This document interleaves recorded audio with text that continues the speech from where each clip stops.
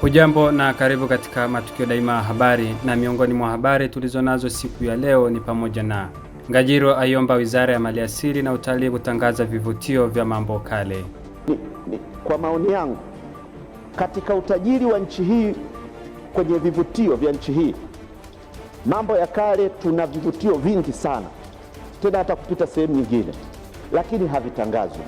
Bunge ahoji kuhusu kongani ya viwanda Kilimanjaro. Muda mrefu serikali ilituahidi kuanzisha kongani ya viwanda eneo la Kilimanjaro Machine Tools, lakini pamoja na mji wa kibiashara njia panda ya Machame. Serikali yahimiza uadilifu katika usambazaji pembejeo kwa wakulima wa korosho. Swala hili liwe shirikishi, liwe lenye uwazi. Tujiepushe na matendo yote ambayo yanaweza yakatia doa au kutia namna yoyote ya mfarakano.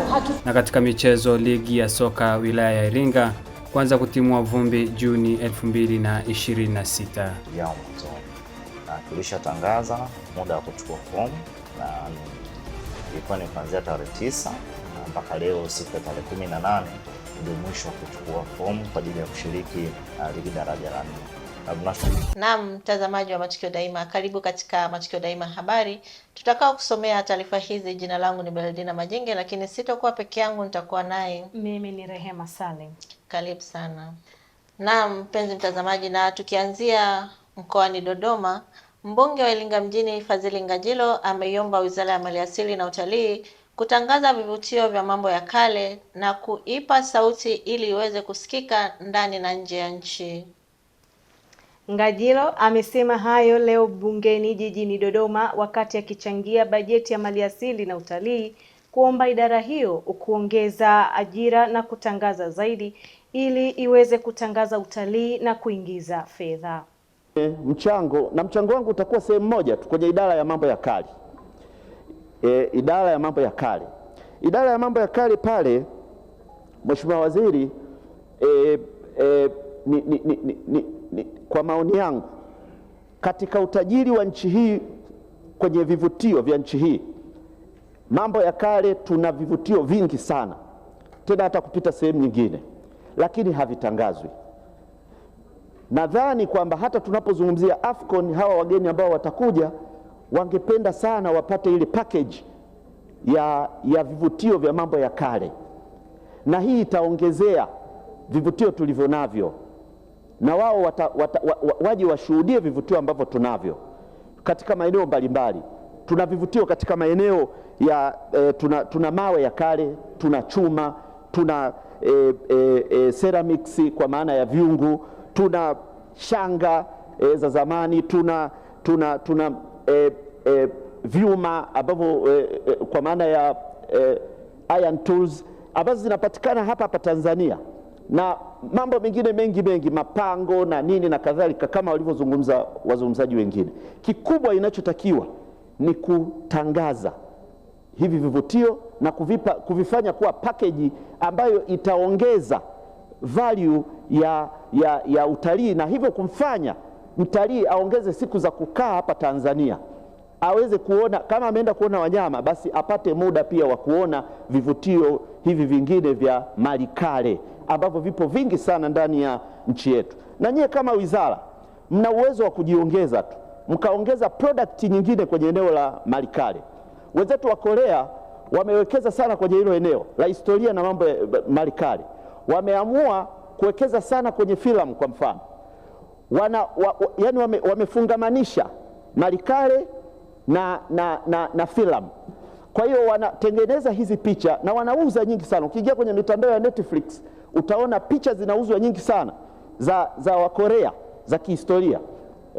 Utaona kwa mfano wale waangaliaji wazuri wa picha za Korea, unaona picha inaitwa Goguryeo, Baekje, Shira. Hizi zote ni picha za Korea ambazo zinauza sana.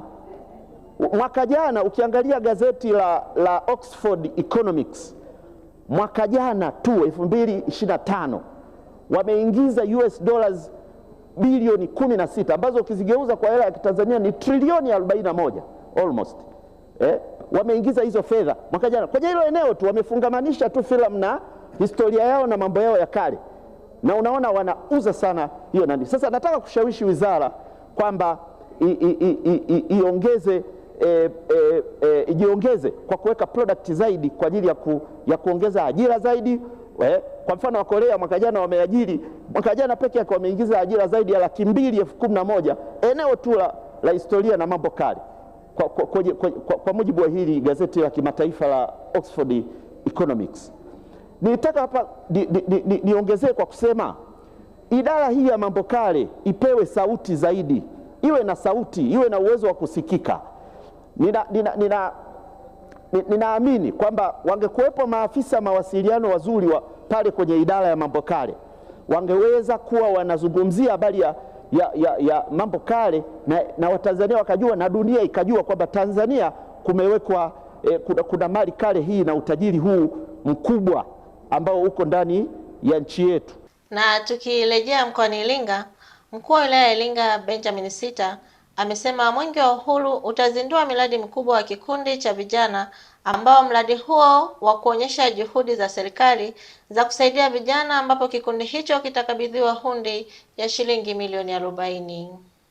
DC Sita amesema kuwa mwenge utapokelewa Mei 26 wilayani Mufindi ukitokea mkoani Njombe, na mwenge huo utazindua miradi mingi ikiwemo miradi ya maji, barabara, zahanati na shule. Mwenge wa Uhuru utaingia mkoa wa Iringa tarehe 26 ukiwa unatokea mkoa wa Njombe. Yeah.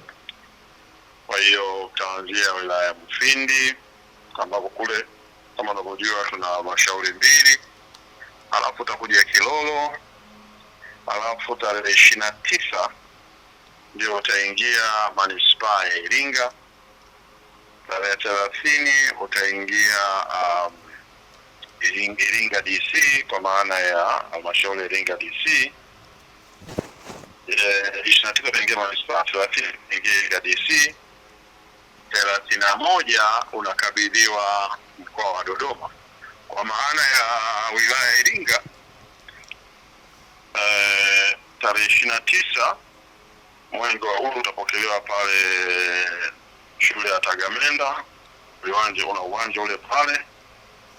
Kutoka pale kutakuwa na ratiba kuzungukia miradi mbalimbali. Labda nahitaji miradi kadhaa. Ndio. Mmojawapo ni lazima kuwe na mradi wa kuonyesha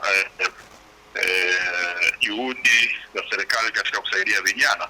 Kwa kuna kikundi cha vijana ambacho pale kitakabiliwa hundi ya shilingi milioni 40. Lakini itapita kwenye mradi wa Iringa Girls, kwa maana kuna mabweni yanatengenezwa, kuna madarasa yanatengenezwa pale. Lakini tuna mradi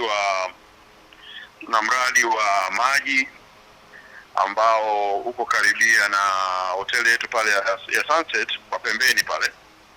Unazinduliwa ule mradi ambao wenyewe unaenda kuhudumia maeneo yale ya Mafifi. Kule juu kabisa mlimani kuna matenki. Lakini nikikupa kwa ufupi kwa sababu sijui na muda kiasi gani. Wala hamna shida. Ndio. Moja baada ya lingine. Lakini katika eneo la Iringa Manispaa, mwenge tarehe 30 ulipokelewa pale Wenda. Ndio. Pokele Wenda tutazunguka kwenda mpaka eneo linaitwa Mlanda. Ndio. Mlanda karibia kabisa na shule ya sekondari ya Luhota pale. Tukienda shule ya sekondari Luhota pale tutakunywa chai. Tukitoka pale tutazunguka kuja moja kwa moja kupita bypass. Maana tutapita katikati ya mji ili sasa kwenda moja kwa moja katika zahanati yetu ya Kisinga. Inazinduliwa pale. Tukitoka zahanati ya Kisinga tunaenda kuweka jiwe la msingi katika sekondari ya Kisinga ambayo inajengwa na mdau wetu Asad. Kama unajua wananchi walitoa pale eneo wakubana na mwekezaji na mwekezaji anajenga sekondari. Kwa ni mradi muhimu wa kuonyesha jinsi ambavyo wananchi wanaweza kushirikiana na wawekezaji kwa ajili ya maendeleo ya wananchi kwa ujumla. Kutoka pale naenda sekondari ya Isimani. Pale kuna mradi wa madarasa ambayo yanaanza kujengwa ya mfano, kama unavyoelewa Francis kwamba 2027-28 form 6 darasa la 6 wataingia moja kwa moja kwenda kidato cha kwanza. Kwa inabidi tuanze juhudi za kuongeza madarasa, kwa sababu sasa darasa la 7 kutakuwa hakuna tena, kutakuwa na darasa la 6 wanaingia form 1. Kwa hiyo tunaanza kuandaa yale madarasa ili tuweze kuendana na mwaka huo ambao darasa la 6 na 7 wote wataingia form 1. Kwa hiyo kuna darasa pale la mfano. Tukielekea jijini Dodoma, mbunge wa jimbo la Hai Saashisha Mafue ameihoji serikali bungeni akitaka majibu ya kina kuhusu hatua zilizofikiwa katika utekelezaji wa miradi ya maendeleo jimboni kwake. Mbunge huyo amesisitiza umuhimu wa serikali kuharakisha mipango hiyo ili kuchochea ukuaji wa uchumi wa eneo hilo. Katika swali lake, Mafue ametaka kufahamu mkakati wa serikali kuhusu kuanzishwa kwa kongani ya viwanda katika eneo la Kilimanjaro Machine Tools KMTC pamoja na ujenzi wa mji wa kibiashara katika eneo la njia panda ya Machame. Miradi hiyo inatajwa kuwa ufunguo mkuu wa kukuza biashara na kuzalisha ajira kwa wananchi wa Hai. Nilikuona Mheshimiwa Saashisha Mafue. Asante Mheshimiwa Mwenyekiti. Ni muda mrefu serikali ilituahidi kuanzisha kongani ya viwanda eneo la Kilimanjaro Machine Tools, lakini pamoja na mji wa kibiashara njia panda ya Machame. Ningetamani kujua, je, serikali imefikia wapi kwenye uanzishaji wa kongani hii pamoja na mji wa kisasa? Majibu, Mheshimiwa Naibu Waziri. Mheshimiwa Mwenyekiti, nimshukuru Mheshimiwa Saashisha Mafue kwa swali lake zuri, na amekuwa mpambanaji sana wa kuona kwamba maeneo ambayo yanazunguka jimbo lake la Machame yanatumika kwa manufaa mapana ya wapiga kura wake. Mheshimiwa Mwenyekiti, ni kweli natambua kwamba kuna eneo kubwa ambayo liko chini ya Shirika la Maendeleo la Taifa NDC, ambayo ni taasisi chini ya Wizara ya Viwanda na Biashara ambayo tunaisimamia. Mheshimiwa Mwenyekiti, naomba nitumie nafasi hii kumpa neno la faraja Mheshimiwa mbunge kwamba jitihada zake zinaendelea kuzaa matunda, kwa sababu tuna maelekezo ya Mheshimiwa Rais kuhakikisha kwamba eneo lile la Kilimanjaro Machine Tools linaenda kutengenezwa Industrial Smart City, na hivi tunavyozungumza Mheshimiwa Mwenyekiti, zabuni ya mshauri mwelekezi imeshatangazwa na tayari mkataba umeshasainiwa, na kazi ya mshauri huyu mwelekezi ni kufanya market survey, kutengeneza master plan, mpango wa matumizi ya eneo, usanifu wa miundombinu na tathmini ya mazingira. Kazi hii tunatarajia kukamilika kabla ya Juni 2027, na baada ya hapo natumaini kwamba eneo hili linaenda kwa kitovu cha uchumi katika eneo lote, sio tu Machame, sio tu Hai, lakini mkoa mzima Kilimanjaro na kanda nzima kaskazini. Naomba kuwasilisha Mheshimiwa Mwenyekiti. Naam, tukiwa mkoani Iringa, mkurugenzi wa chuo cha Rural Development Organization RDO Fidelis Filipatali amesema kuwa chuo hicho kina uhitaji wa wanafunzi wa wanagenzi ili kuwasaidia vijana hao kuwaunganisha na makundi mbalimbali ili kujipatia fursa kutokana na fani walizojifunza. Filipatali amesema hayo leo wakati akizungumza na Matukio Daima Media na kusema kuwa RDO imewafunza vijana na kuwaweka katika vikundi 58 na kupata mikopo ya halmashauri ili kujiendeleza kimitaji katika biashara zao.